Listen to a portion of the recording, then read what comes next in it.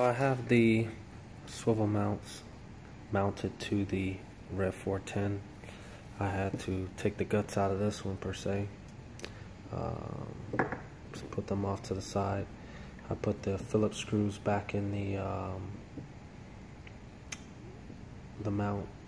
It holds the connectors in place, but since I'm not using the connectors, I had to take them out. So put the Phillips back in place, put the Allen bolts back in place, put the lower bracket of the swivel back together. As you can see, it swivels just fine. I'll take this out, this meaning the swivel lock. When I'm getting ready to mount the tower, I'll measure out my distances so I know where I want to be, so I can go ahead and get that tower put in place as quickly as possible.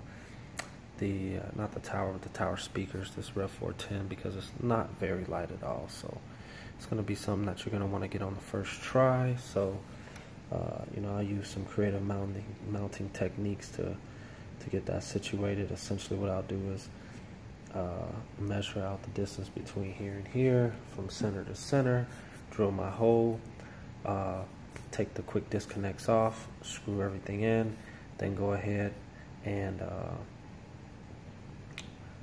get one side in, electric side first, and mount it in, and then I'll go to this side. This side's got to be a little more careful because everything needs to line up. Definitely going to have a helping hand, but this is what it looks like, you know, when the swivel's on here. This is how it should look when you're dealing with the 410.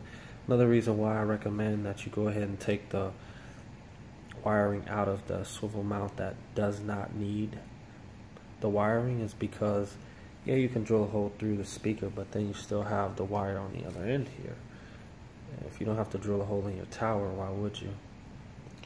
So that's kind of where we're at with all of this, and I think, you know, the only thing I have to do is I have these extra, they're not extra, but I have these, so I just got to figure out where they go. They might go somewhere, I don't know. I'll figure it out soon. It can't be that difficult, but I haven't really read the instructions that much either, so that probably explains it all. So this will be the end of part 3 of preparing a Rev410 from Wet Sounds for installation, tower installation. I'm just waiting on my wet wire to arrive tomorrow, and then what I'll do is use my JBL amp to push these, and then take it over to my friend's house and hook his Sinister amp to it, see how it sounds.